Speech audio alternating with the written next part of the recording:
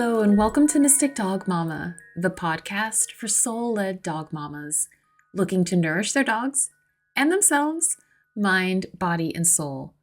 I'm your host, Dr. Alexia Meller, holistic canine nutrition and well-being consultant, here to walk beside you on your Mystic Dog Mama journey. Thank you so much for being here today. I am really excited to share this week's episode with you, where I'm joined by two incredible voices in the dog industry and equally wonderful human beings, Dr. Laura Donaldson and Annie Phenix. This is one of those beautiful, honest, and raw conversations that is so impactful you can actually feel it quietly changing the ground beneath your feet. Dr. Laura and Annie joined me to talk about their incredible new course, Transformation and Healing, New Paradigms for You and Your Dog, that grew out of a conversation they had with their communities to honor the late Sarah Fisher, whose own work invited us to learn from our dogs, not just manage them and not just train them, but to allow them to lead in their own way. And that thread runs through everything that we talk about here today. This episode truly is about a paradigm shift in how we think about dogs and ourselves. Dr. Laura and Annie share how we absolutely must move away from obedience and compliance as the foundation of our relationship with dogs, and instead move towards safety, trust, confidence, and resilience, the things that actually make easy training possible. We talk about interspecies partnership, about what changes when we stop assuming that humans are at the top of the hierarchy and instead recognize that the world is filled with intelligence, that our dogs have wisdom, and that our role is to respect and work with it, not override it. We explore what it means to become trauma-informed in our care and how that lens isn't just an add-on, it's transformative, because when you center deep safety, agency, emotional well-being, and social support, everything shifts. So much traditional training relies, even subtly, on suppressing behavior and on compliance, and on a be seen and not heard mindset. And we're just being asked to question that. We talk about dogs as somatic beings, and how we are too, even if we've forgotten. We explore getting curious instead of corrective, and asking, why is my dog showing this behavior? We touch on the links between pain, nutrition, and behavior, on the power of collaborating with your vet, your behavior professional, and your nutrition consultant. And we speak about something that feels both tender and pretty radical, that your dog might actually be your greatest teacher, and your troubled dog might be your healer in disguise. I definitely know that one personally. We talk about what shifts when you truly accept that you are your dog's emotional support human, and when you take them seriously for who they are at their core. When you step into advocacy for them and then realize that in doing so, you're also learning to advocate for yourself. I am so grateful for this conversation. I think it will stretch you, affirm you, and maybe even help you see your dog and yourself a little bit differently. So on that note, let's go. Hi, Laura and Annie. Thank you so much for joining me on the Mystic Dog Mama podcast today. This is like the best treat of the week. I'm really excited. We're delighted to be here. And I can't wait to talk about our new project and new course. Absolutely. Well, I was just mentioning to both of you before we started recording that, Laura, you have been my guest previously on the podcast, and your episode where we talked about reframing reactivity is one of my most popular episodes. I think it really touches a lot of people who are looking for a different way of not only understanding their dogs, but talking about their dogs and seeing their dogs. So I think it was such a pivotal conversation, especially coming from somebody who I'm going to say had a reactive dog. I feel like one, since talking to you and sort of changing that language and understanding he's responding to his world and he's a living being, so he should be. And working with him to create choice points and safe spaces and helping him to process the world. We made a massive move last year from Mexico to the UK, and he has taken it like a champ. And I would say he is no longer reactive. I would not use that word to describe him. So it speaks volumes to the work that you're doing. So thank you for that.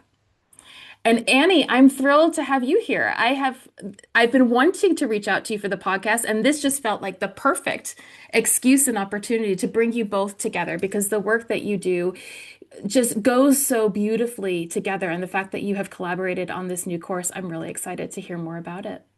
Well, thank you. I'm thrilled to be here and always thrilled to um, co-create with Dr. Laura. We've done it a couple of times. And this course came out of a discussion we were having honoring our friend Sarah Fisher, who passed away very, very suddenly and shocked the industry, and just trying to come to grips with that. And, we wanted to pay tribute to her. So we did a live talking about it. And then we thought, do you guys want us to go further? That were listening. We had a lot of people show up and create a course that really is shifting very far away from training. Not that we're opposed to training. I train dogs all the time. I have for 30 years, but the industry has put training up here as the gold standard. And dog marching at a heel means you're a great trainer, as opposed to we're saying we need to flip it and we need to make sure that dog feels safe. Laura's concept of deep safety, I love and I talk about all the time. Safety first, trust first. That builds confidence. That builds resiliency. Dogs are not very resilient as a species anymore, and sometimes I think we're not either. Lots of crazy things happening in the world. And once we have that safety and trust, training is so much easier. It's like it's not an issue. Like it puts training over here. Train your dogs, go do agility, all that. But once the dog feels safe, period. And that's because at least for me, and I know this is also true for Annie, the relevant paradigm, there's that word, um, is that of an interspecies partnership. It's not the top-down, I talk, you listen model of traditional training. Um, and it's also not the behaviorist model because behaviorism emphasizes what we can see, the visible, right? And the visible is important, but boy, is it's lacking a few dimensions there, like the holistic dog talking about deep safety and emotional well-being. And those words very rarely come up in the older paradigms that we, in our new course, Transformation and Healing, new paradigms for you and your dog. That came out of that live we did in remembrance of Sarah, because she was already doing this in her own way with free work and Tilly Farm and her wonderful quote, the dog is the pilot of their own learning. I'm not sure any of the previous paradigms that have given us received wisdom about how to live with our dogs would even say that. The dog is the pilot of their own learning. It's usually, I'm the voice and you need to check my boxes. And if you don't, you're naughty, you're stubborn, I need to surrender you to the shelter or worse. Yeah. Yeah. And Laura and I go very, very specific and broad in this course. It's almost 5 hours, I think, altogether. So Yeah. because we have so Yeah. much to say. And I have a section on touching dogs. That's how specific we touching and noise sensitivity, because those always are coming up at all my clients, it seems like, that are anxious. And I have a challenge in there. And I say, unless your dog, you just rescued it, or your touch is very healing and you understand canine language, and your dog really wants that physical touch, don't touch your dog for a day. Just hands off. and see how far you get and see it makes you think about all the times we go down and put our hands on them. And then I'm like, if you can do it for a day, then do it for a week. Because we do so much virtually that I don't touch my clients' dogs. I can't, and that's been very helpful for the dog. And even in person, I don't touch the dog until I'm given very clear permission to do that. Mm-hmm. Mm-hmm. Oh, I think something that's really interesting about what you're bringing up as well in terms of this paradigm and this shift into how we think differently about dogs. We actually have models for this Mm-hmm. historically, where I had a conversation with David Ian Howe, who's an ethnosinologist, and he speaks specifically about how, from an evolutionary perspective, we cannot understand what it means to be human without understanding dogs, and we can't understand dogs without understanding humans as well, that we have informed one another in our actual evolution to such a Mm-hmm. degree that the two species are really inseparable in the way that we talk about that. And we have across different cultures all of these traditions of dogs being involved in mythology, of guiding us in the underworld, of being our partners from a very spiritual perspective. But when we look at them that way, we have to assume that they have their own agency, right? Mm-hmm. That they are their own beings in doing that. And it just seems like a more modern problem that we have forgotten this. And it kind of ties into one of the biggest illusions I think that we are living under is this belief in disconnection, that we are separate from Mm-hmm. everyone else, from nature. Like we talk about man and nature, that we're separate from our dogs. And somehow that's allowed us to take on this position of being dominant, Mm-hmm. believing that we're dominant, and then the ripple effect of the kinds of decisions that we then take in relationship to different species. Annie, were you thinking something along those lines? Yeah, I love that. I love everything you just said. And in the course, we talk about somatic healing, body healing, and that dogs are somatic beings because they don't speak words. So everything that happens to them in their body and they express it. They're not thinking about what they're doing next week. They're not thinking about how mean their mother was to them. They're just, this is Monday and I hope I get to eat some bones today. And that's a valuable lesson for us because we are somatic beings, but we have Mm-hmm. forgotten, I think on purpose, the powers that be don't want us to trust our intuition, Mm-hmm. particularly women through history. And dogs, it is remarkable that they're in our houses and that they chose us and we did co-evolve with them. It's like we don't have raccoons, we don't have kangaroos, cats are do their own thing. Mm-hmm. Stunning that we have this animal that shares our life to the way that we do, and they deserve our honor and respect. But I also think they remind us to be in our bodies and that we have to heal the body before we heal the emotion. And that's why I focus so much on touch. And there's so much in the somatic world about touch and light touch and tapping. Laura has taught a lot of us in the industry about tapping, how crucial that is, and getting outside. When I showed picture of happy dogs in on my courses, they're outside.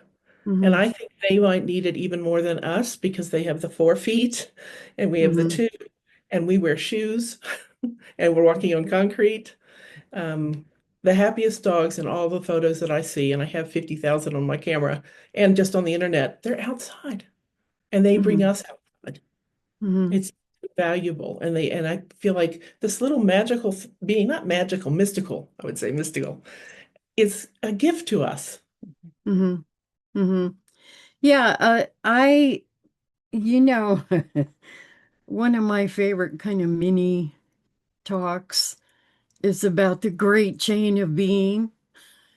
It's called the Great Chain of Being, and it comes out of 17th, 18th, 19th century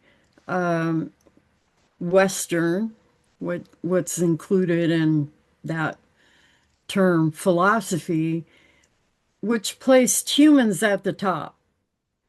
And then, it had a descending ladder based on what people thought the intelligence of other species were. And so it's not surprising about that disconnection you're talking about. And it's very profound, not just with dogs, but in all kinds of ways. But it was still prevalent in the 19th century and into some of the 20th to believe that dogs did not have emotions. And of course, there's the very famous example of Rene Descartes: dogs don't feel pain. So I can do surgery without on a dog without any anesthesia or any, you know, that comes out of that belief that we're at the top. We have the emotions, we have the cognition, and everything below us on this great chain of being is inferior. And of course, now we know that that is so wrong, but that is still structuring many people's worldviews in hidden ways. And so it's no coincidence that I began our live, Annie and mine's live, in memory of Sarah session with the octopus who could play the piano. What? Hey, octopi don't play the piano. We eat them. But it turns out, actually, I believe, and many more people are coming to believe, octopi are really on a scale with us in terms of their cognition, their intelligence, they're mischievous, they're escape artists. They're canny up the wazoo, and I love that word canny.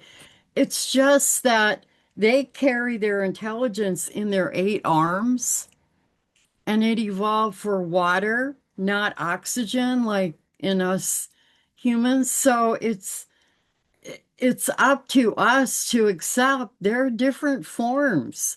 Human intelligence is one form. And then there are many other forms. Canine intelligence is another form. Octopi intelligence is a form. And we are just now, some of us anyway, are just now beginning to recognize the world is filled with intelligence.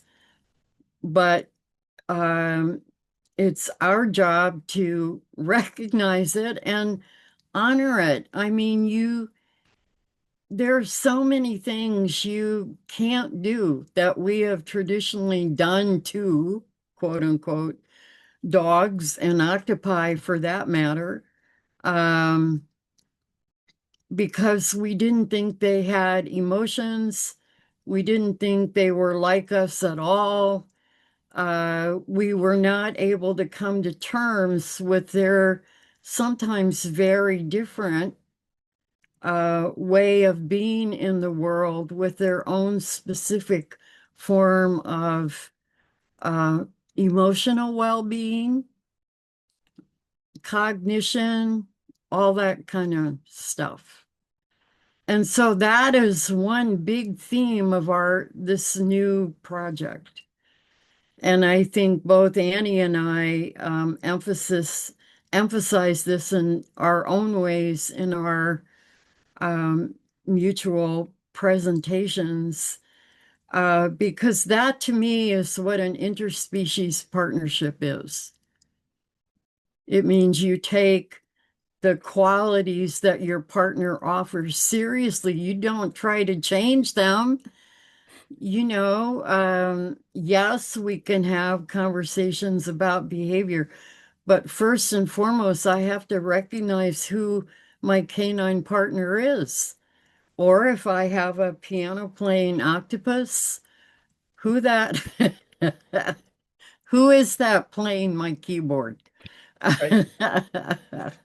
We talked a lot about Sarah Fisher. That's why we initially got together, because she had this remarkable ability to, if you don't know, she's from the UK and has a beautiful farm in Bath called Tilly Farm. She accepted you who you were the second she saw you, and you felt it. She never I mean, very few humans are at that level of acceptance. And she accepted the dog for who the dog was. And she calls us, the dog is our tutor. We are the student of the dog. She said the only expert on the dog is the dog. Hmm. They're their own experts. And I've discovered in my own work, trauma-informed work is I'm really focused on that with dogs and have been for the past several years. It's it's understanding that accepting the dog for who they are. We say that a lot in the industry, accept the dog in front of you, but what does that really mean? It doesn't mean let your dog bite your children, eat the trash, tear your house down. It means why. Her favorite question was why. And that's my favorite question. Why is your dog doing that? I was reading on a forum today, a trainer said that client's dog was barking at the TV, barking, barking, barking. And so the solution was a slip lead. And then you get into it and take the dog off and put the dog in a timeout. Behavior has consequences. That's the old way. And then all people are, oh, don't use a slip lead. Blah, blah, blah, blah, blah. Off we go into this discussion that helps no one. And I just wanted to say, and I didn't because it was the internet and I don't engage very often in these. Why is the dog barking when the television comes on? That's what I would want to know as much as we could possibly figure it out. Is it the movement? Are they bored as hell? Are they not getting outside? Are they extremely noise sensitive? And so then you punish the dog for responding in its natural way.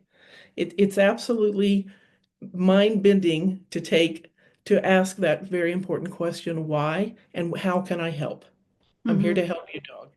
Including, I ask people, and Laura does too, if you have noise sensitive dogs, which 50% and more, I think it's just growing all the time, are sound sensitive. That's where so much anxiety can begin. Our houses are loud, our lives are loud, the city's loud, cars are loud. To put a white noise or pink noise, brown noise in every room of your house.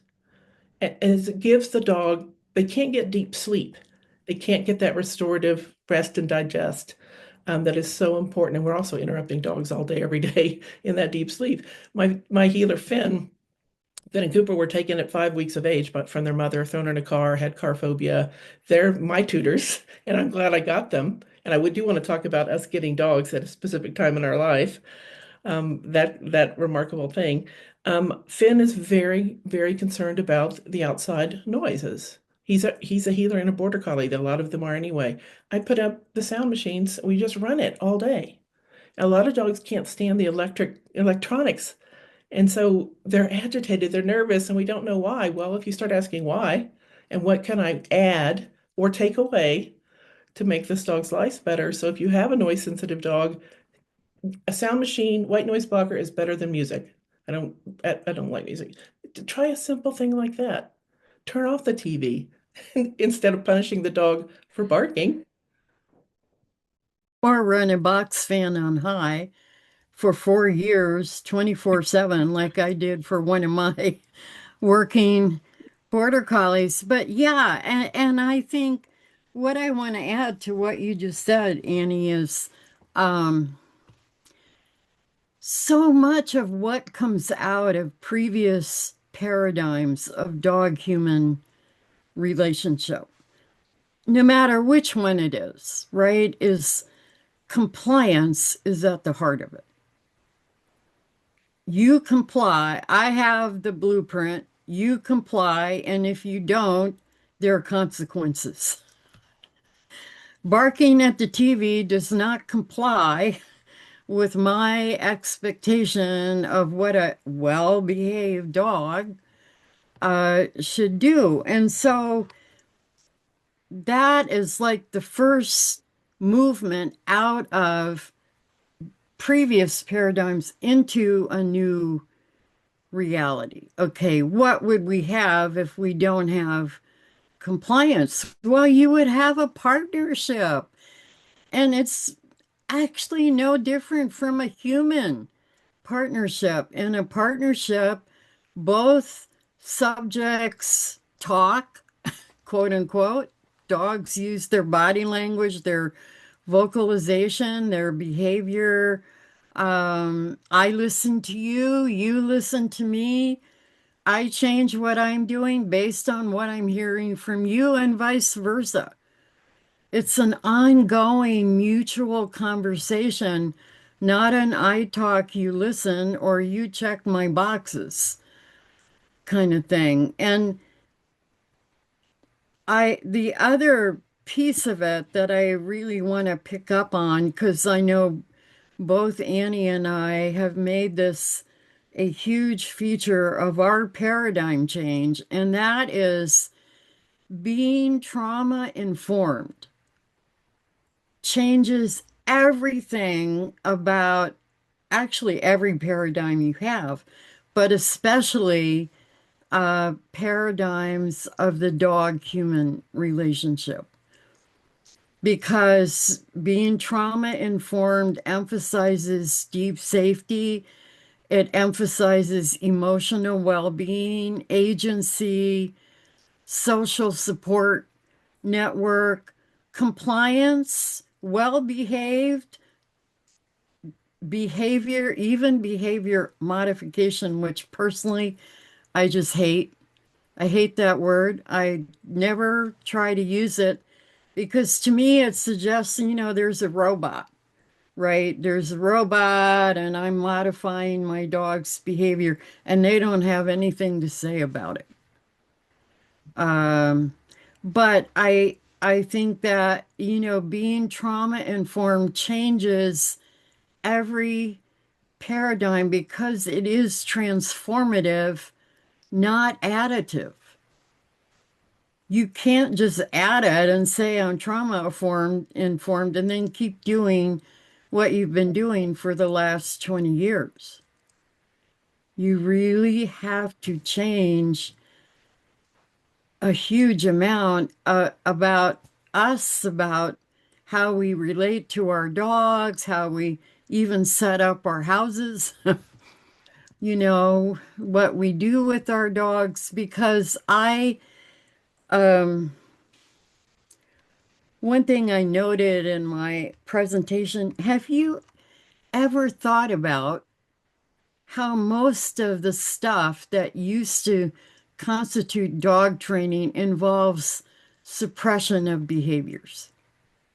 Sit, quiet, no, down, wait. Every single one of those involves stillness. Yes. Children should be seen and not heard, and they better not move either. And boy, have we used that paradigm for dogs. What would it mean if we incorporated movement, vocalization, freedom, going outside, just have a very different worldview about a dog's needs and how we relate to them. And our course is for canine professionals. We have a lot of trainers who follow our work, and the pet parent, pet guardian, because what's so fascinating and liberating about the path that we're suggesting we want you to take with your dog is you have the innate ability to nurture. Most of the time, it's the woman in the house that's raising the dog, just like the children, even if you have a perfectly equal marriage. We are the nurturing people. We Mm, just are. We friend and tend and befriend. And so where's what I say is I want to start crying when I say this. It's like I have to come back in, Laura has to come back in and give you permission to love your dog, be kind to your dog. Like that's when did that become controversial? And it is in our industry. And be that mama bear. And also you have to have some learning because what an infant human needs is not exactly, there's very, very similar because we co-evolve, but a dog does need other things. For this needs. And mhm, you have to understand their language, the very subtle cues, because they're very fast. I do a lot of video analysis for people because you're up here, you can't even see the dog's face. They're usually turned away from you, especially on walks. And for Sarah's free work, we videotape, and that's an excellent way to learn body language. We do have to study the dog to do it right. I worked with a client recently whose dog puppy could not be house trained because a person in the house, a grandmother type person, when everyone else is at work, just sat on the couch and held the dog and petted the dog. And because she raised the kids and the grandkids. So in her mind, this is a baby human and they want that touch, which is really important to humans. And dogs have to have the touch, but they have to also understand that I'm okay by myself. I can go outside. It was kind of smothering and scaring the dog in a loving way. She wasn't, it's sometimes what we don't do for the dog does as much harm. So it's revolutionary to say to an owner, you don't necessarily need a trainer, even with serious behavior issues. You do need to study canine communications and understand what your dog is saying and understand the species, that they are different from us and they need different things. But at the heart of the relationship, it's still love. And you can't say that as a trainer. You don't talk about love. Oh my God, that's crazy talk. And Laura and I are both saying it is. It is that love. Laura Hmm. has a beautiful image of a mother, human mother holding baby on her chest. And then it's the a dog. It shows the eyes and then shows the dog. What's the dog being petted or something? And it's the same. That part is the same. Hmm. Hmm. Well, one of my favorite graphic images is a golden retriever because in addition to my working border collies, because I have sheep, I'm basically a farmer at heart. Um, but it's a guy, and that's really important. Women run the dog industry these days, but we want more men in there. Anyway, he's holding over his shoulder a golden retriever, and we see the golden's face. And then I have a quote by one of my favorite people, Joan Ranquet, uh, that says, seeing someone for who they really are and hearing them at their core is one of the most healing things we can do, whether it's for your child, your coworker, or especially your dog. Well, I would Um, say as well, with all that you both are sharing around this, I mean, you could just take dog out of the conversation. mhm, All of this applies to us. And I think a lot of women, I do agree that this, the industry is kind of dominated with women, and we talk about women being dog mamas and all of that. And I think there's very good reason for it. But I think part of that too is what I'm seeing as this kind of, to sort of put it in the more like mystical realm, this exploration of divine feminine energy. So that's not gender specific, but in terms of a type of energy, and countering some of the toxic masculinity that we are seeing in the world. And I think a lot of this is mhm, happening through our dogs, through us bringing them into our lives and into our world. And I want to hear what you were going to say, Annie, as well, about when dogs come into our lives at specific reasons and specific points in our lives, because I think there's a lot of truth to this, that we are calling them in on some level, because dogs, not just from the kind of history that we have with them, they at a physiological level, they have the largest heart per body mass of any living being. They are heart chakra oriented. They lead with their hearts, which is why they're emotional over cognitive in terms of how they navigate the world. And we love that. It's why we're drawn to horses. It's what we're drawn to these beings, because they are echoing that back to us, because we're being asked to get back in touch with that. And so when we are then confronted with how we are raising our dogs, I don't know about you guys, but oh my God, did my conditioning from how I was raised as a child come right up, and catching the mhm, things that, how I was spoken to. If I got triggered, with Lucky and mhm, the stuff that I was told as a child, and I was like, I cannot, the amount of work I've done on myself around that stuff, I can't believe that that's still there. So it's an invitation to heal those parts of ourselves. And I think that's a big reason why they come into our lives, is to facilitate that level of healing for us, which ultimately has this ripple effect on creating a much more loving world. But I'd love to hear your thoughts on dogs coming into our lives for those Yeah, reasons. I love this. I think it is what we're going to be discovering in the next few years, and it's already out there in a lot of communities, particularly yoga and meditation communities, that dogs, specific dogs, can come into our lives. And dogs are an opportunity to heal and a pathway to healing. They can also break your heart. That's what I tell my clients. You're going to become a behaviorist or you might have a broken heart. But more often than not, we get you to the behaviorist end of things or really understanding canine communication. And I was so traumatized by my youth. And my only friend was my dog in my family was my dog Cricket, who followed my bus to school. Like he was really a shepherd for me. Um, that's the first time I thought, well, maybe there is love in the world. I mean, what kind of dysfunctional family is that? And many of us came from that. That I then, from like 1990 to 2010, fostered 400 dogs or more with a group in Austin, one of the first Austin Dog Rescue. And I burnt out. But I could see the healing, but you also see all the horrible things that are done to dogs. So there's a fine line there. And I have been watching I call them my dogs, my clients' dogs from all over the world in the last several years since I wrote my book, Positive Training for Aggressive and Reactive Dog. That's where I met Laura. That's where I met Sarah Fisher. I had retired, I had burnt out, and I heard Laura talking with Andy Hale on Beyond the Operant, which is still on YouTube, saying things that because what I was doing wasn't working, wasn't helping dogs. I'm like, she's gonna be strung up. I can't believe she's saying about and it's so true. And so then I got curious, and you were talking about earlier about being curious and how important that is. What is new? What are these people doing? And I looked around, and and that was 2019, 2020, and then COVID and all that. And I happened to get in 2019 after my beloved perfect border collies for 15 years, both passed away in a short amount of time, hardworking, very serious dogs. They loved obedience. They made me look like a brilliant, incredible trainer. They did anything and everything I asked.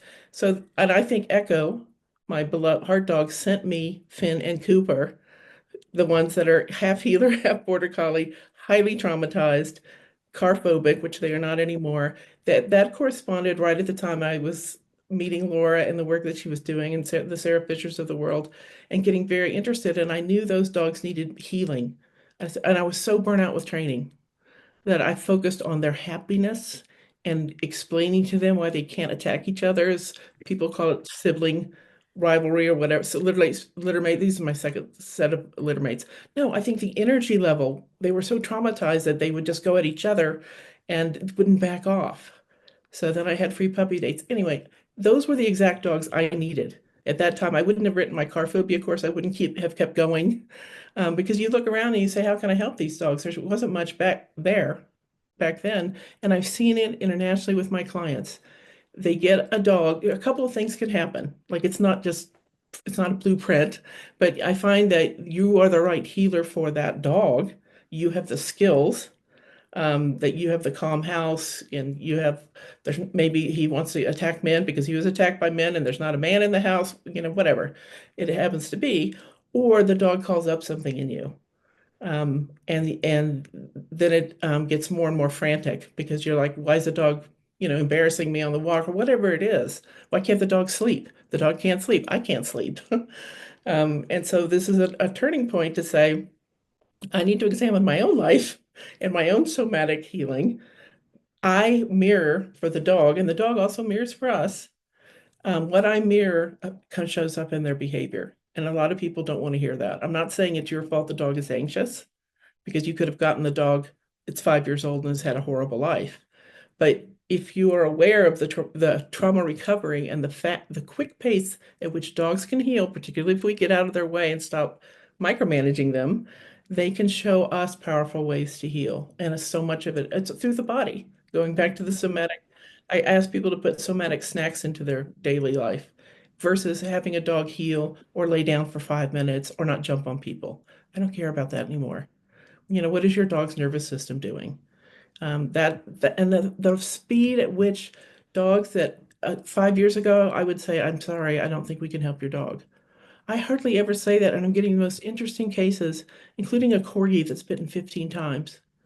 Um, Plastic surgery because they were petting him. He was conflicted about petting, so he's sending conflicting signals. Biting the owners, they don't have kids. If they had kids, the dog couldn't be here. He doesn't bite now, and they've done everything I've asked. Like, how do you say with behaviorism or learning theory, where in that is going to help a corgi that bites 15 times?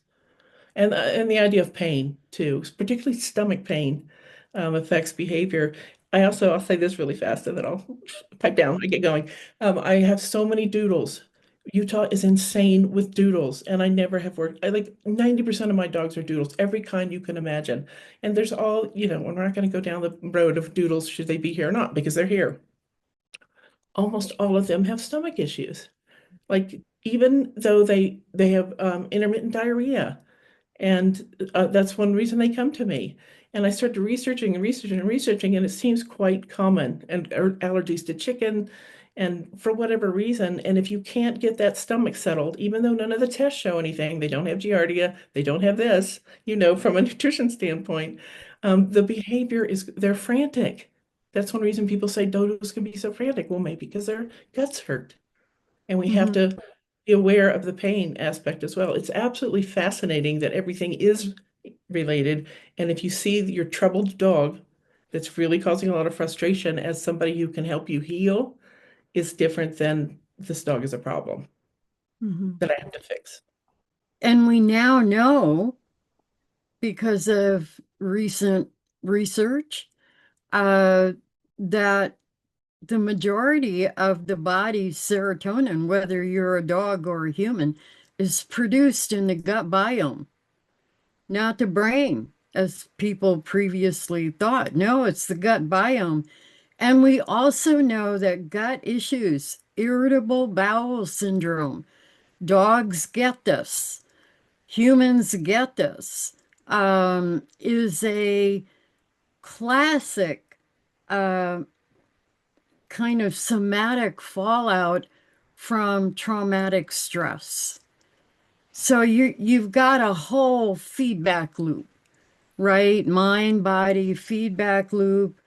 But that's why behavior is never solely an emotional issue. Nutrition is a critical part of it. When I work with dogs who are struggling with trauma or aggression, because that's the focus of my consulting practice, the first thing I do is ask them to get a really credible gut biome test, talk to their vet about probiotics, diet, and of course, and I'm sure Alexia has a lot to say about this, a lot of vets don't know much about nutrition, just like they really don't know much about behavior. Um, and you get some, I love my vet. I think they do fabulous jobs, but some of the worst advice my clients have gotten have been from their veterinarians on behavior and nutrition. I can echo that. Some of the things I'm that sure. some of the things that I see, but actually within my own story as well, it was as a result of my vet who was amazing. And she admitted when Lucky was having, he was a pandemic pup, so he had a lot of the behavioral challenges. And I was in Mexico with him at the time, and we had a really hard lockdown where we didn't get walks or, any exposure to anything. He was 12 weeks old when he came to me. So between 12 and 16 weeks, that kind of critical window, he was exposed to nothing. So the whole world was terrifying to him. But then he started with really serious GI issues and kidney issues. And she said to me, my vet, she was like, "You're going to have to learn how to make his food, but I don't know how to help you because we're not taught about it." So I Mm, was grateful that she recognized her limitations. mm. And that's where I kind of repurposed my PhD researching skills to Google for canine nutrition and then ended up retraining in it in order to actually understand. I never had the intention of becoming a canine nutrition consultant. I wanted to help him. But then seeing the impact that had, one of the things that it really helped me with, which I want to ask you both about, because I know that this is a massive component of both of your works, it helped me to become an advocate for Lucky, to be able to, and for myself. And this is where I think the learning goes back and forth, because I also feel like a lot of us who call in, because I do think it's a kind of calling in on a deeper level, these dogs, these quote unquote problem dogs, these dogs that have challenges. I think oftentimes, and I'll speak for myself with this, I know that a big part of why Lucky came into my life was because he created the opportunities for me to advocate for the little girl in me who didn't have an advocate Mhm. or didn't have, there he is on cue, or who didn't feel like she could speak up. And so then it became my job to advocate for him, to speak up for him.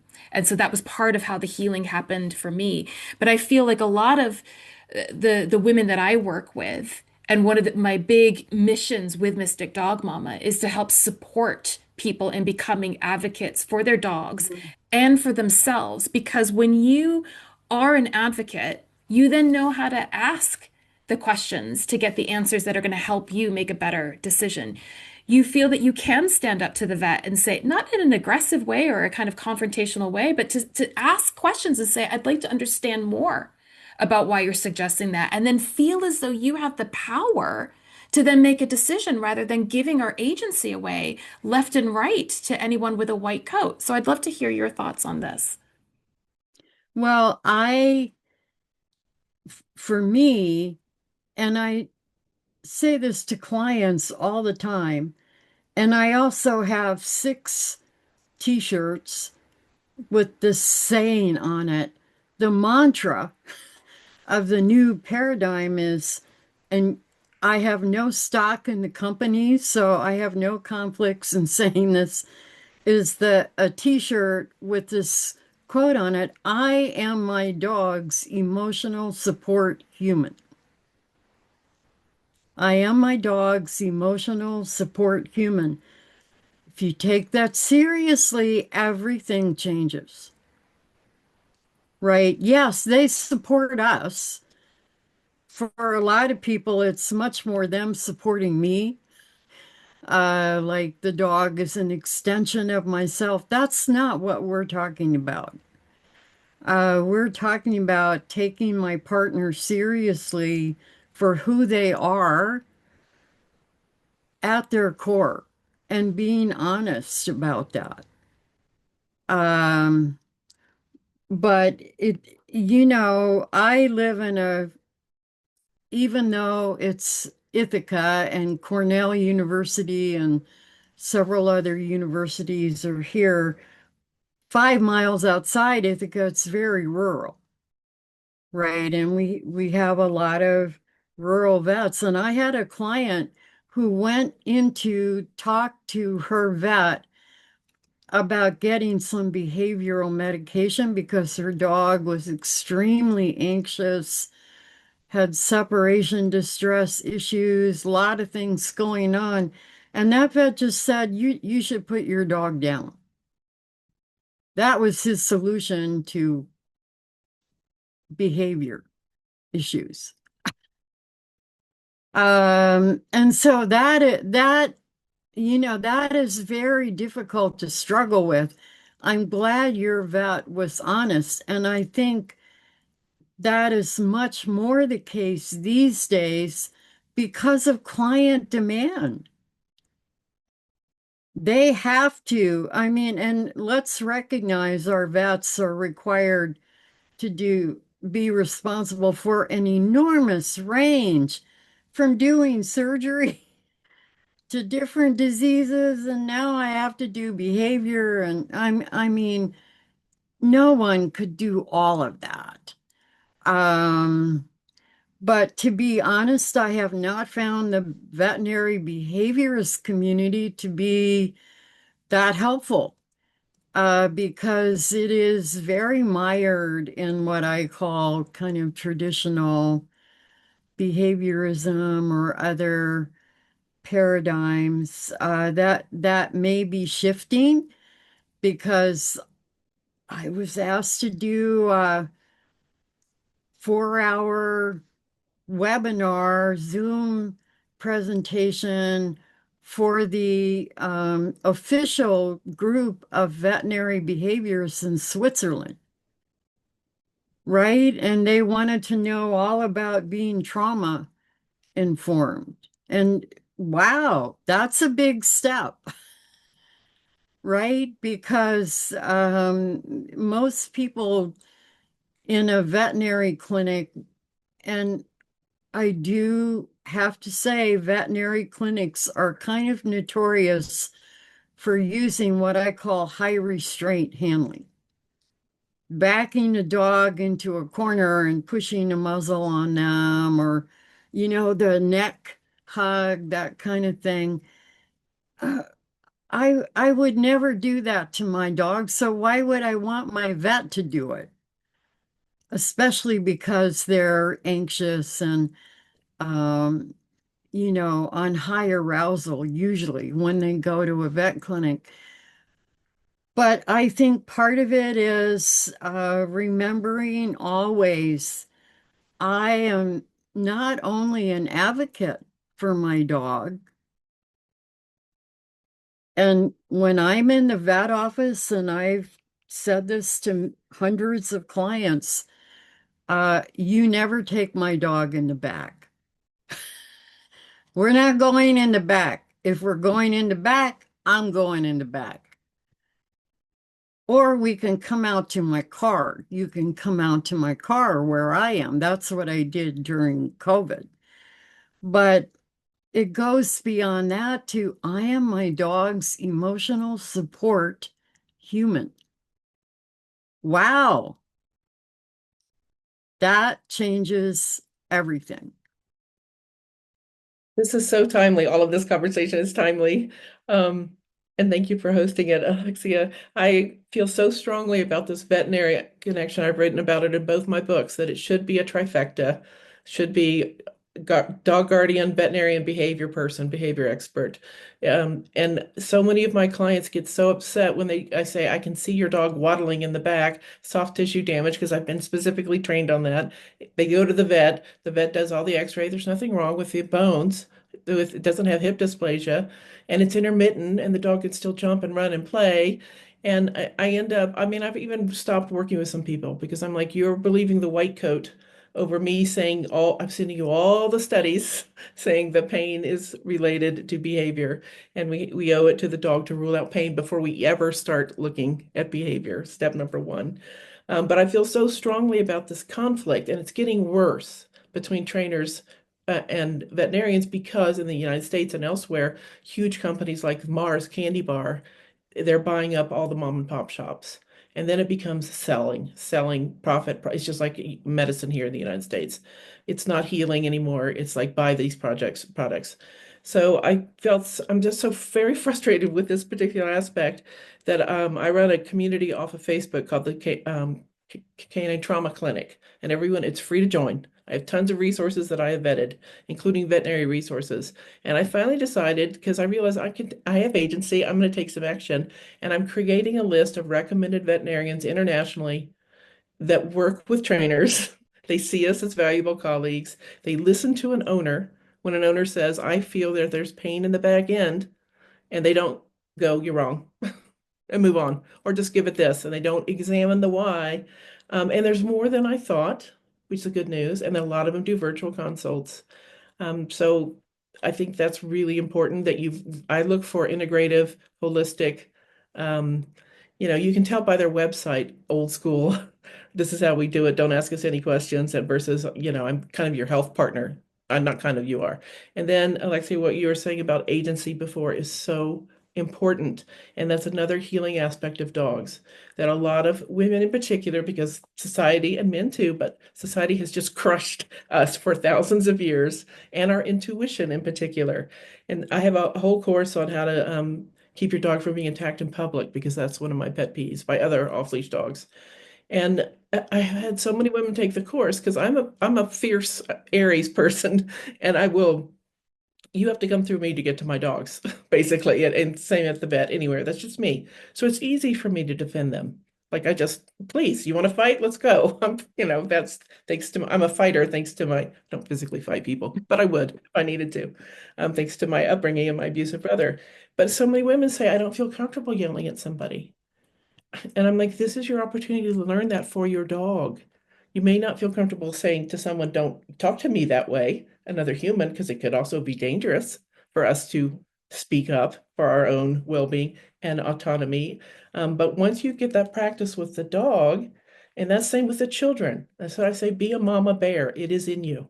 I didn't even have kids, and I have a very fierce mama bear. You have that. You don't need to pay me or another trainer or behaviorist. You need to bring it forward in a way that feels safe to you. And dogs, little by little, women can practice that. Having protecting your dog's agency and safety. It goes back to safety. And then you start looking around and saying, well, what am I doing in my own life? You know, I was really disrespected at the time I got disrespected at the deli because I asked the man to cut something up for me. I don't know what it was. And he looks at me, he goes, I don't have a sharp knife. And I'm just standing there like, it says butcher. And he was just so condescending. And so I went home and railed about it for, 15 minutes. And I thought, I could have responded, I could have said, excuse me, let's talk about that. Could you elaborate? And really just stupid thing, but it just adds up. These microaggressions add up. So I love that about dogs. And I love that also thinking about a dog as your guide. Like you have changed, Alexia, your life around your dog. I did the same with Finn and Cooper, and I didn't know I needed them. I didn't know what I didn't know. I didn't know that I was going to be this enthusiastic about training dogs again when I had retired for the last and final time of my fifth retirements, because of the work standing on the shoulders of Laura and Sarah Fisher and these kind of visionaries, because I can see the healing. Like we can heal from trauma. We can. I'm proof of that of my own life. And then you get to the other side, and then it becomes so rewarding to see the owner step in as the healer. They heal the dog, they heal a piece of themselves or a lot of themselves. And to say, this dog wants to teach me something. Who put it here? I don't know. I'm not religious. I think there might be a dog god in the sky that says, this one needs some help right there. Absolutely. And I think so much of what you guys are talking about too, and what you're doing in your work, it's such an opportunity for us to even become aware of the various microaggressions or even trauma. I even think using the term trauma informed can be triggering for people because I don't think, and again, I'm going to sort of generalize as women as well. When you look at how we are conditioned in this society and all of the microaggressions that happen, that at a certain point we don't even recognize that something that has happened to us is trauma because it's not that bad. Or do you know what I mean? Like we have that kind of Yeah. tendency to kind of diminish what has actually happened to us. And then to your point, Annie, it's I mean it's trigger stacking for humans like it is for dogs, right? All of these things adding up. And they create a particular way of you then feeling whether or not you can or cannot engage with the world and whether or not it's safe for you to actually stand up to the butcher or what have you. So I think it's important that you start to approach this kind of step by step with wherever you're at with all of this and with these terms, and you get yourself comfortable with them and you take your own timing and pace and just have that seed planted in the back of your mind, like kind of having grace for yourself within all of this as well, I think is a massive component, and understanding that the healing journey is not, it's not all rainbows and unicorns. When Lucky came into my life right after I went to see a curandero in Mexico, a healer. And he was like, "Why are you here?" And I was like, "Well, I feel like I need my chakras unblocking. I was in a dark night. I was in a very difficult place in my life and at a crossroads moment. And I just felt like, God, I need to get rid of this energy. I don't know how to shift this." And so it was recommended I go to this curandero. And he laughed at me and he said, "You don't need your chakras unblocking. You're a bruja, a witch, or an energy worker. You need to learn to work with your energy better." And he said, "And by the way, I want you to pay attention to dogs and cats that cross your path, particularly now, because they're healers for you." And literally 2 days later, there's a knock at the door. "Can you take this puppy?" He was named Lucky. I didn't name. He was named by somebody who doesn't speak English. I was like, "You cannot make this shit up, right?" Like, all right, fine, you know? And I at the time I kind of had this idea of like, "Oh, this beautiful puppy, he's my healer." Like, "Oh, this is so wonderful." And then the real stuff started to come up. And I had to be okay with sometimes that was too much for me to actually deal with my own healing. And I had to learn how to kind of have grace and compassion for myself on that journey and actually become aware of like, oh my God, I have experienced trauma. Oh my God, I didn't realize I'm still carrying this. Oh my God, I Hmm. didn't realize I was still conditioned in this way. Like it's gonna bring that shit up. So, Hmm. Yeah. Yeah, And you know, I think it's really interesting here because I experienced early childhood trauma. And in fact, there's a period of about 8 or 9 years between the time I was like 4 years old and 10, where it's like amnesia. I just can't remember.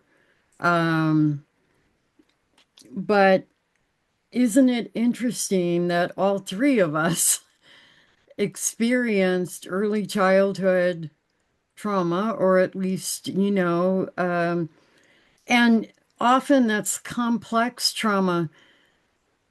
That's what a lot of people would call what you just said, Alexa. This is trauma. This is like hidden in plain sight. It's something that happens to me every day. Yes, that's called complex trauma. It happens in real life, but over the years, cumulatively, it is just as devastating as a single event, what I call macro, an off-leash dog attack, a flood, a fire, something along those lines, being yelled at every day for 18 years until you went off to college, or having your parents tell you you're just difficult. You're difficult. You're bad. You're not like my other children. That kind of hearing that over a period of years is very traumatizing. And so that's part of the work of paradigm change, right? And anyone who says paradigm change is easy doesn't know what they're talking about. It's difficult, and it takes energy, and it takes courage and honesty. Um, do I really want to go through paradigm change at my age in life? Not really. Not really. I'd be happy with the status quo. Takes a lot less energy. I can sit in my chair, help dogs, whatever. But that's not what the time requires, and that's not what we require. Because I can say I've had a huge amount of therapy in my life, top down therapy, talking, talking, talking, talking, talking. But the real healing I have gotten has been through working with traumatized dogs, because I realized that a lot of the ways I was trying to deal with my own trauma, which was never ever recognized, even by childhood therapists I was sent to. And now looking back, putting together all the signals, all the symptoms, all the detailed trauma with a capital T. How could you not see that? Well, it's because people didn't know, and they didn't think in those terms. And that is exactly what's happened to dogs. It's what's happened to all three of us in our own ways. Um, and that is, for me, a huge part of whatever new paradigm we're building. That has to be at the center of it. and while we were talking, I realized I didn't let the butcher comment go. I called his manager the next day. I forgot. And just very calmly, and it was a man. He was so apologetic. I couldn't believe it. And he was gone. I have not seen that guy. I don't know if he was having a bad day, but it was just so dismissive. And that's when you're taking your power back and saying, I could have in that moment. And then you have to, women are always, how safe is it for me Yeah. to even be on this Mm, street? And men don't understand them things that we go through to protect ourselves. So I took and that's healing too. And that's how we also heal mhm, dogs, is to say, I don't have to tolerate this shit anymore. We say that about our own lives. And furthermore, I'm not going to let you hurt my dog, period, whether it's the vet or the groomer or a spouse. Oh my God, mhm. working with a dog that's Dober Dane. I mentioned him in the course, local dog named Goose. He's like 150 pounds, just very briefly. He came from a abuse case where the husband was beating the wife. I don't know if there were kids, shot his two siblings in front of him. This dog was there for 3 years in this stew of trauma, and the wife somehow called the police before he shot Goose, putting her life literally at risk. And the man is in jail, and they usually don't go to jail in Utah in the Wild West. And I'm sorry that's graphic, but this is what happens in the real world. Ended up over here. I heard about him. I was referred to the woman, and this is the that incredible pairing. He got the exact right home. She's a well-versed foster. Wasn't afraid of him. If he wasn't biting, if he had been biting, it would be goodbye because he's so big. He was terrorized and terrified. She kept him over Christmas. It works in the school. And the day she signed his adoption agency, she had no other dogs. She had her grown children, no man in the house. He growled and lunged at men. I can't imagine why. He's telling you in this case Yeah. that they're not safe for him. The day she adopted him, she went to the store for the first time and left him. He destroyed her house. Goose did.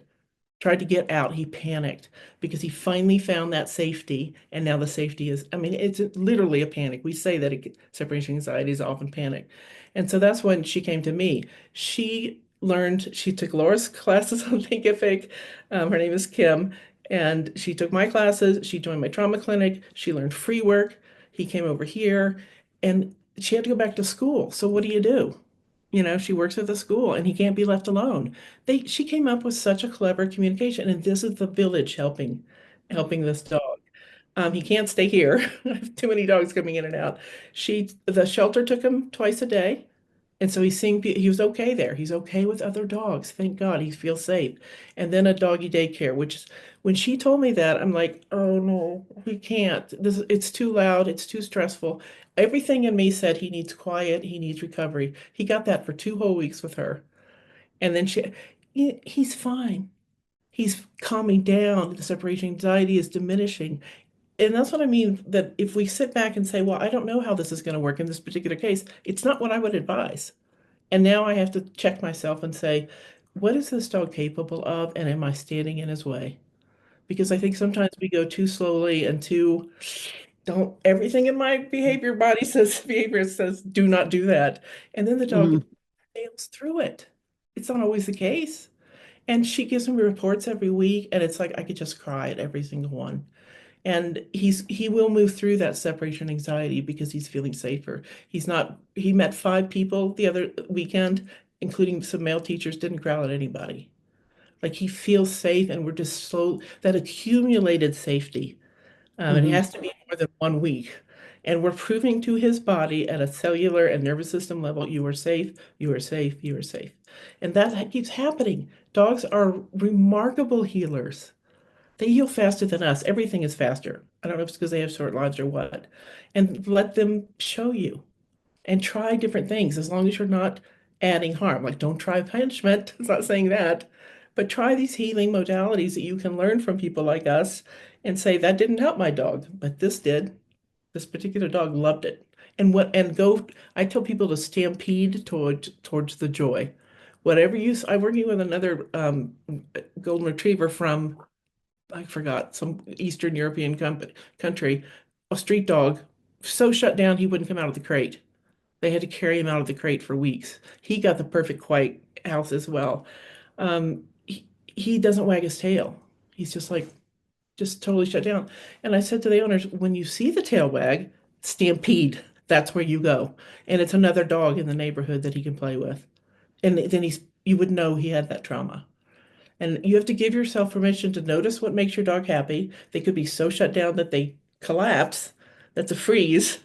It may take a while, and we have to give ourselves permissions in our healing journey is to say, what makes me happy? I make sure my husband and I do something fun every single weekend because we both did not have enjoyable childhoods. I'm like, let's take it back. We are having fun. It doesn't have to be expensive. We went to a museum this weekend. There was 40,000 square foot private house that they gave to the University of Utah, a founder of Word. And it was an incredible article, free, but you have to say, I'm worth the fun. I'm worth the joy and giving it to yourself. And then you share it with your dog. 100%. Oh my God, I could talk to you ladies all day. I just, I love this. I would love to have you back to have some more of these conversations and we can talk about some of the more like somatic techniques and Mhm, all of that kind of stuff because I think they're so important. They're so important mhm, for our own healing and for our dog's healing. And it is that cycle, right? Like they're mhm, healing us and we're healing them. And it's especially at this critical time that we're in, where it just feels like the mhm, world is falling apart. And I think again, the conversation around the new paradigm for dogs is just the microcosm for the macrocosm conversation of what is the paradigm we want to be creating? mhm, What does that look like? And I don't think that any of us necessarily have an answer, but I think it's always important to keep asking those questions. Does this align with what it is that I want to be creating in the world? And if not, how can I change here? How do I start here to create the change externally? But I want to ask you about your course specifically. How can people sign up for it? What will they be experiencing in that? Where's a good place to send them? They can go to, and I don't know if you have a place to post the link. I'll share the link in the show Uh, notes. yeah, I will send you the link. But if you don't have the link, you can just Google or search for my name and then put Thinkific, Thinkific. It is an online learning platform, and that's where our course is housed. It's called Transformation and Healing. Um, and I probably will get the subtitle wrong. New Paradigms for You and Your Dog, or something pretty close to that. And it's available right now. You can enroll right now. And then sometime in March, Annie and I are going to have a live, um, you know, interactive session and maybe a little more than that so that people have a chance to talk like we've done today. And it is, as Annie said, this is 5 hours of really terrific, if I do say so myself, presentations by both of us that for many other people you would pay $1,000 easy, and we are charging 50 US. So I view it as almost free. There's no reason not to enroll. And if you do have a reason, just email me. We give scholarships. We want everyone who wants to take this course to take it, no matter what. Wonderful. Thank you. Is there anything that we've not touched on today that you think it's important to leave listeners with? Yes.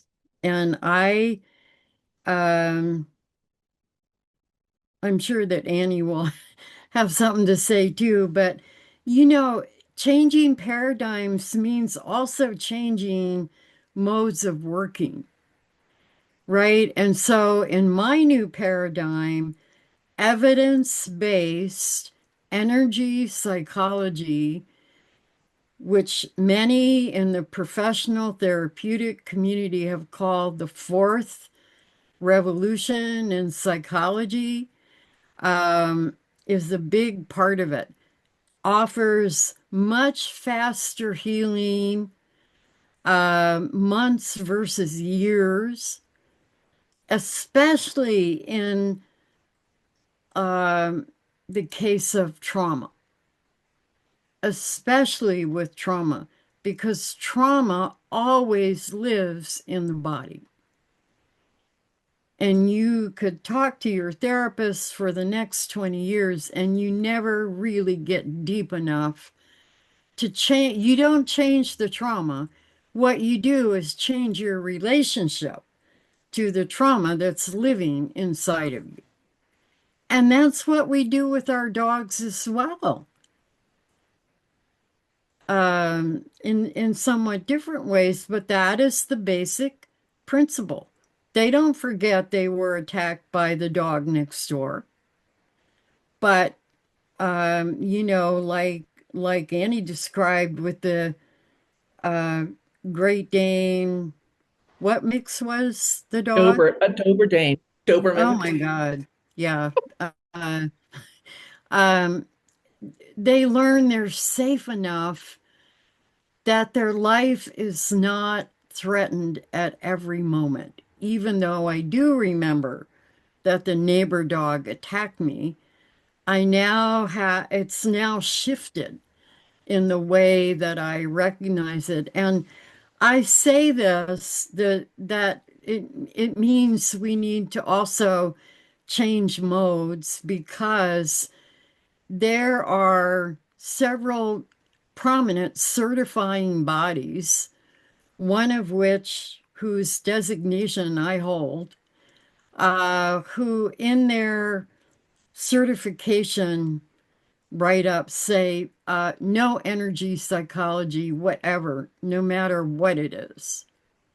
They aren't going to give CEUs for it. And in fact, they refuse to give CEUs to my somatic self resilience for worried and traumatized dogs course because I introduced evidence based surrogate tapping for dogs in it as a way to address trauma. And to me, that is a form of resistance by our organizing bodies that needs to stop. Um, I mean, the way I've responded is I don't ask for CEUs anymore. Either. Yeah. And a client has Uh, never asked me how many I have or what my titles are. yeah. So that would be I would love to discuss that. Not this certifying body, but what new modes, what new strategies, what new methods, like free work for car phobia, not just medication and counter conditioning, right? And for me, it's integrating evidence-based energy psychology into everything I bring to dogs and their humans, because vicarious trauma in humans, as we've talked about today, is very real. Absolutely. Annie.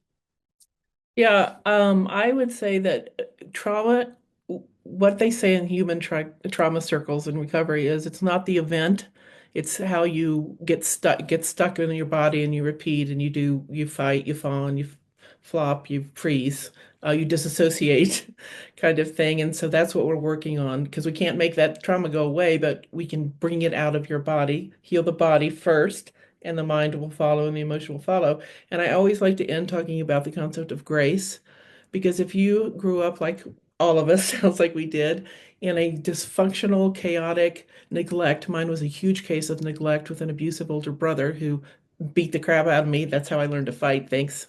Thanks, Steve. I do have that in me, thanks to him. Um, that you don't have opportunity to even think about grace. Grace is so far removed because you're trying to survive. And every entity is trying to survive, and their amygdala is scanning. Am I safe? Am I safe? Am I safe? You have enough times as a young individual, puppy or human, you don't have safety, then you conclude, I am not, in fact, safe. And then you develop a nervous system response, fight, flight, freeze, whatever it may be. That's how it works. We're not inventing something new. It's just that the dog mirrors us very much. And so then you got to get it out of your body. And I think you can only really get to the concept of grace, meaning giving grace to others who deserve it, not toxic people. Giving grace to yourself and forgiving yourself for what you didn't know. That's huge. You have to accumulate days and weeks and months of safety, however that looks to you. I don't think in the middle of trauma recovery and being abused by society or at home or abusing yourself mentally, that grace is not going to show up. But I think grace is kind of an end product and a gift of saying, I can give this being grace and myself grace because I've done a lot of the somatic emotional healing, even to the extent of now, and having the curiosity goes with grace. If you're trying to survive, you're not curious. You're like, I just have to protect myself. And that's why I love play. That's why we love to get dogs that are shut down to play. That tells me I'm on the right path. You can't play and think you're going to die in the next minute. It doesn't work like that. And I find myself when there's all these fights about force free, this person, that person, like they come at you, that now, or me, and Laura's talked about paradigm shifters, which we are, and we take a lot of heat or have over the years. We don't care anymore. Well past caring. Um, that now when I see it online or I see someone being like with that butcher, I might have, I don't have a sharp knife. I mean, I just had to, like, I could say something so nasty to him and just rip him. And you have to think on your feet in those moments. Grace would be, as long as, he's not hurting you, harming you, and don't do this to toxic people or dangerous people, I would be curious. Why did he say that? Why did he look like shit and really tired? I don't know what's going on in his life. I don't know that he's about to be fired and I asked the wrong question at the wrong. That's on him. That's his behavior. That's giving him a slight bit of grace, and that is missing in our culture because we're all so traumatized. But you can get there, and having someone extend grace to you, back to Sarah Fisher, she was a master at that. Like you just wanted to be around her because it felt so safe. So that's my goal. I keep Sarah Fisher up here. I think we all do who knew her and loved her, and try to be more like that to the right people while saying F off to the wrong people. You don't entertain, they don't get a minute of my time. But the good people, the kind people, and there's more and more of us, I think we're in the majority. And there's a lot of in science that it's the kindness. The kindness is what causes evolution. That's what gets you ahead. It's not the fighting. It's not being the strongest or having the best military. It's the kind people. So I appreciate being among the kind humans. Oh, thank you. This has just been beautiful. We absolutely have to have more conversations. Thank you both so much for your time, your energy, your wisdom today. This has been paradigm shifting, truly. Thank you. Thanks for having us and for the Thank conversation. you. Yes, indeed. Thank you so much for joining me for my conversation with Dr. Laura Donaldson and Annie Phenix. Did this resonate with you? I'd love to hear about any aha moments you might have had. Please feel free to reach out to me on Instagram at Mystic Dog Mama or at mysticdogmama.com and let me know. And if you would like to learn more about Dr. Laura's and Annie's incredible new course, Transformation and Healing, New Paradigms for You and Your Dog, I've left the link in the show notes, along with a link to Annie's free group, the Canine Trauma Clinic. And if you'd like to learn more about how you can take a more holistic approach to how you are supporting your dog, mind, body, and soul, then come and join my free Facebook group, First Light. It's my sanctuary where soulful dog mamas like you can find clarity, confidence, and connection. Search Fetch First Light on Facebook groups or just click the link in the show notes. All right, until next time.